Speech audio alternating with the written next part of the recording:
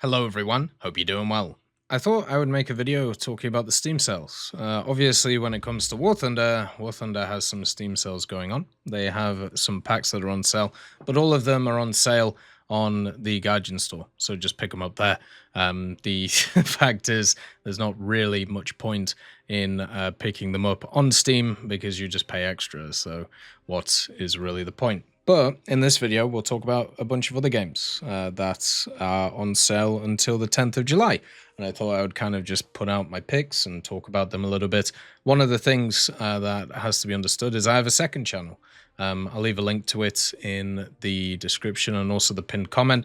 That is where I basically play everything else. So where you see kind of all the stuff that I've played, such as recently I'm uploading some Men of War 2 stuff and also Broken Arrow. Since Broken Arrow just came out, I completed the campaign, so it's all going up there.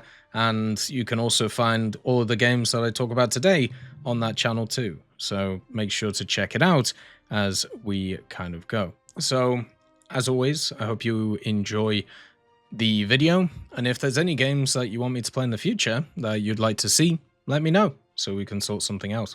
The first game is Call to Arms Gates of Hell Ostfront. This is a game that I've brought up many times because, to be honest, I think it's the pinnacle of RTS World War II gameplay. Gates of Hell is basically a spiritual successor to Men of War, and it's made by a lot of the same guys who ended up working on Men of War in the past, and basically they've just taken what used to be Men of War into the modern era.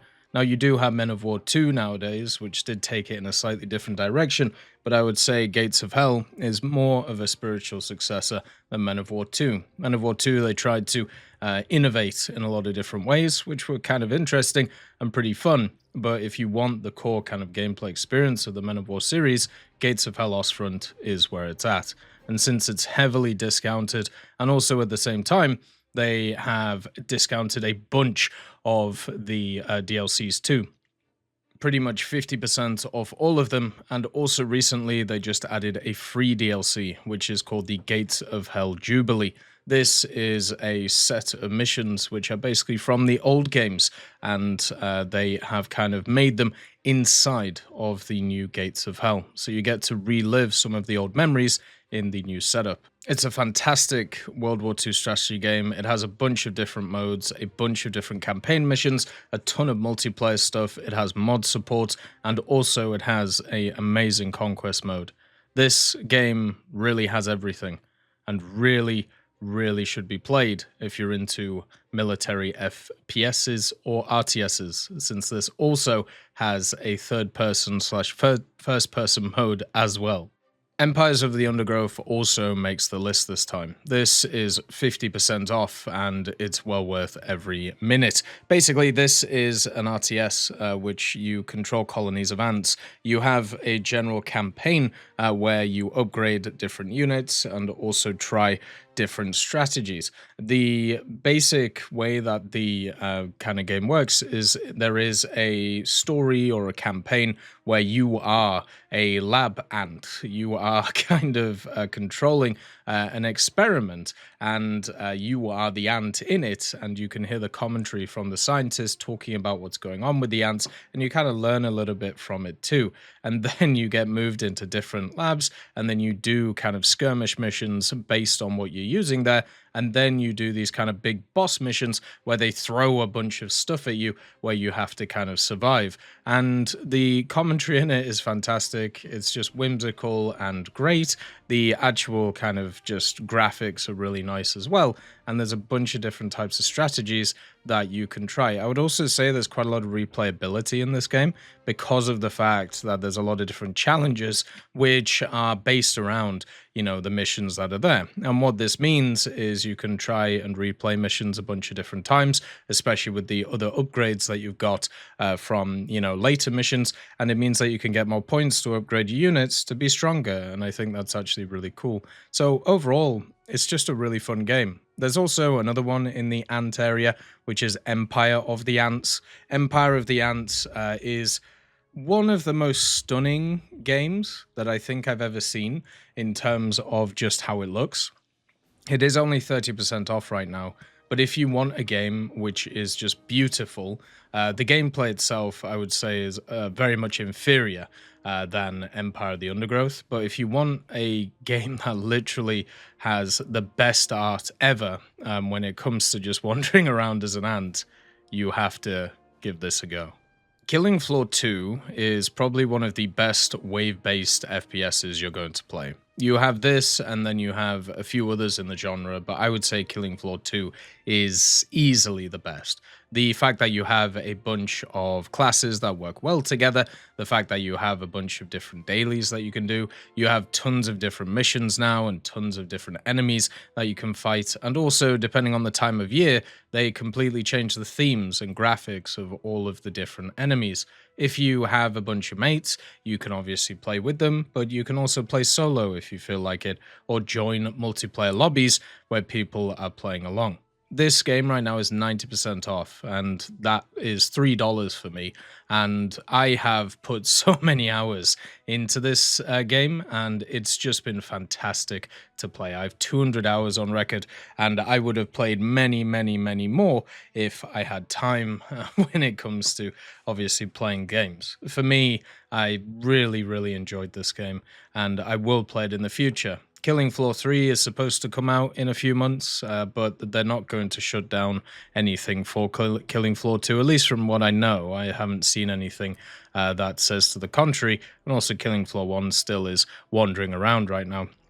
But to be honest, Killing Floor 3 is looking bad, so hopefully they turn it around. But since Killing Floor 2 right now is 90% off, and it's not going anywhere and has a ton of content to kind of grind out and have fun with, it's well worth the $3. Supreme Commander and also Supreme Commander Forged Alliance are spectacles of games. These games, or at least Supreme Commander, was released in 2007, nearly 20 years ago, and it still holds up to this day. It still runs on modern hardware. You don't really have to do anything to make it work, and the mechanics that are in this kind of RTS are mind-blowing, because even modern RTSs to this day cannot replicate what Supreme Commander and Supreme Commander Forged Alliance did. There is so much content in these games, in terms of campaigns, in terms of skirmishes, and also in terms of just mechanics. The way that you place your buildings matters. The way that you create units matters. The different kind of rock, paper, scissors setup matters. There is so many different things that I had to remember when I went back to this game. Not because the game is complicated, but because so many other RTSs do not replicate this game in terms of its mechanics in any shape or form. Supreme Commander is a testament to what RTS should have become as it went forward, but instead a lot of it got dumbed down, specific mechanics were focused on instead of the overall picture, and it's kind of sad to see that that's what happened with Supreme Commander 2. Supreme Commander 2 is also fantastic, but it is once again a more dumbed down version of what the game should be. And that's to try and get it, to the broader audience. This game, Supreme Commander, is 80% off, which means it's $2.70 Canadian. Forged Alliance, which is basically an expansion, but it is, a full game, is the same cost. It's $2.79. You can get hundreds of hours worth of RTS gameplay for $5. It's a must-buy. Another great RTS, which is a little bit more arcadey or more kind of along the lines of the Company of Heroes mode, is Iron Harvest. Iron Harvest is a game which is based basically in an alternate reality just after the First World War, and you have mechs, and you also have some amazing designs for those mechs, and also standard infantry. As a real-time strategy game, there is a lot of strings to the bows that you have to understand and you have to see, and there's a bunch of crazy different modes on it now. There's all of the campaigns that you have, including the Rusvia Resolution, the Operation Eagle DLC that they did, and also the standard ones, which I think there's like 5 campaigns, which is just massive. And then also you have a kind of World War mode, where you have instant and tons of replayability because you can basically play as everybody. You have amazing cutscenes, you have an amazing story, and also at the same time, insanely cool visuals. And this game, even though it came out 5 years ago, really, really looks nice. Like, it's insane how well this game has aged. I really hope that the guys behind this, King Art, which is their name, like, I'm really hoping that in the future they're working on something crazy, because this one was fantastic. It was a Kickstarter success, and generally it just did amazing. It has over 10,000 positive reviews. Everybody really liked it, and all of the content that they put out for it is insanely cool. So hopefully, you know, if you like RTSs, which are like, you know, Company of Heroes, that type of thing, a little bit more arcadey, but still very rapid movement. Like, I would class like StarCraft 2 as more arcadey for an RTS, you know, a little bit more accessible. Iron Harvest, I think, is the best of the bunch that I've played. And that's as somebody who played a lot of StarCraft Brood War, a lot of StarCraft 2, and also Company of Heroes. So you really should give this one a go. I'd also like to do some kind of like special mentions as well, I suppose. So additional ones, which they're probably a little bit pricey right now compared to what I would pay for them, but they're ones to look out for in the future. You got Diplomacy is not an option. So I'm a huge fan of They Are Billions. I think They Are Billions as a game completely revolutionized the genre of what is kind of a wave-based RTS. They took what was there before and they just made it crazy. Diplomacy is not an option, took what They Are Billions did and made it even crazier. Like, the game itself is just nuts. Like, there's so many enemies, there's so much going on, the art style is fantastic, and also, once again, it has a bunch of funny cutscenes, and also it has a campaign where your choices actually matter, which I think is really cool. One of the only issues I have with Diplomacy is not an option, though, is a lot of the campaign missions are designed in a way where it is unsustainable. So what I mean by this is you're on kind of a fake timer, where because of the waves, but also because of just all the enemies on the map, you have to constantly be like doing stuff. There isn't like a chill time where you can't focus on the game, so it can get pretty tiring. And it's why I haven't actually finished the campaign. I think I have like 2 missions left or something, but it's just because it's so draining, especially on the later ones. The actual game itself is only 55% off right now. It's less than $20 Canadian. I think that's pretty good, but I would probably wait until it's a little bit cheaper, just because this game is going to age fantastically. Like, this, the game is not going to get worse. Like, there's nothing they can do to make it worse. So it's better to just kind of wait until it's cheaper if you're a cheapskate like me. The next one is It Takes Two. It Takes Two is one of the only games over the last maybe 10 games of gaming that has actually elicited a proper emotional response from me.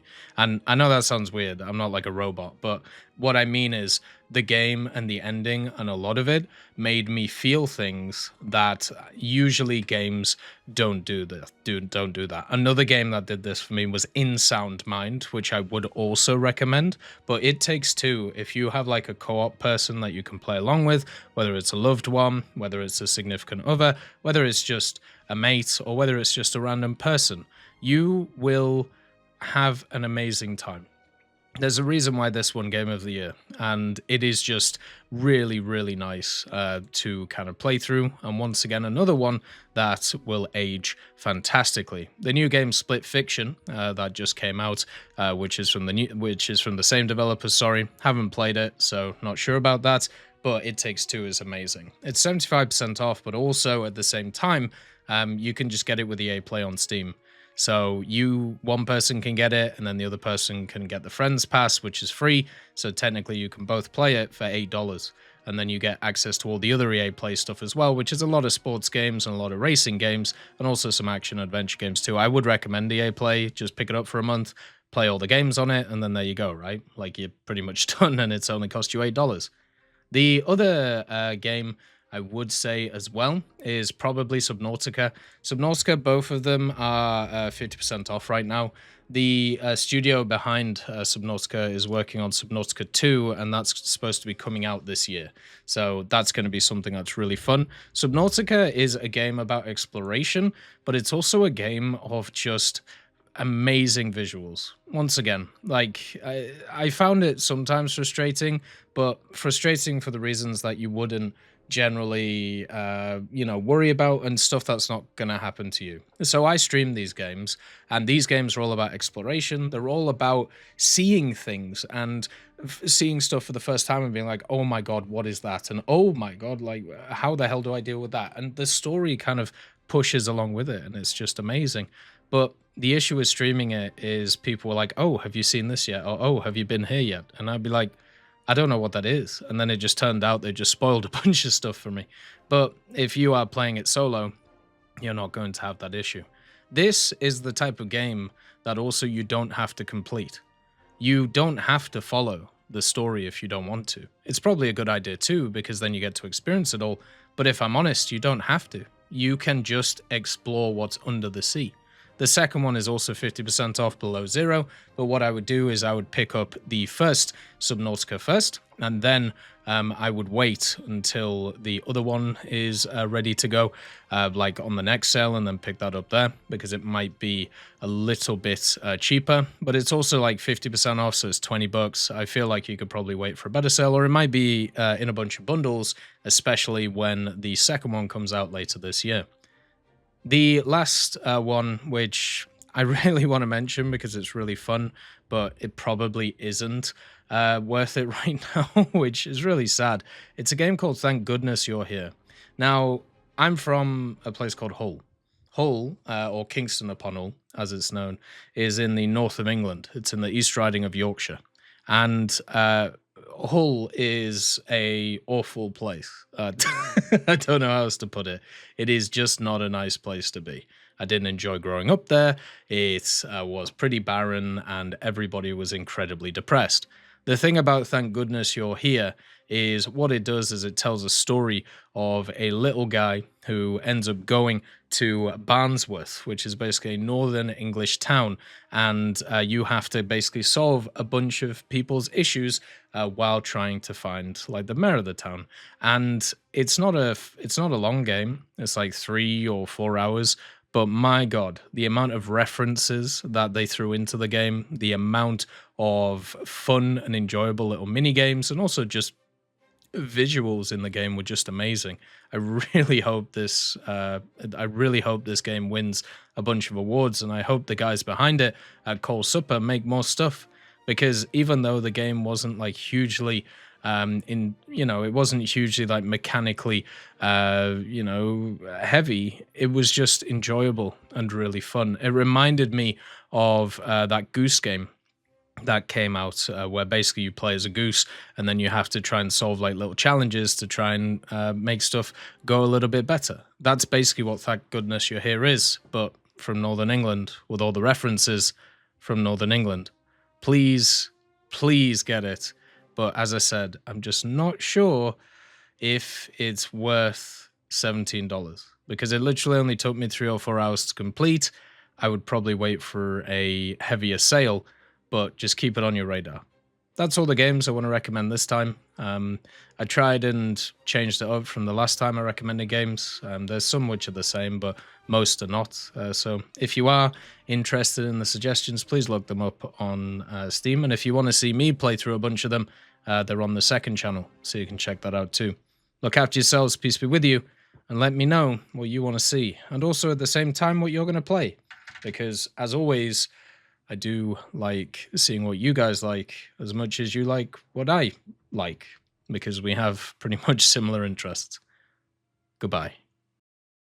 I'd just like to thank GMG Smiley, CD Beans, Chieftain Mike, EMN3 Galaxy, Tulio Pontecorvo, Brendan Quinn, Carrion Crow, Gus Irenicus, Pyman, Wartinder, Teddy, Daniel Stanton, Martinez, B. Young, Ozzy Panzer, Alan Hacker, Liam Shear, Opium Prime, Lafouche, Sem, Aslan, Uncle Bean, and Derek R. for supporting the channel.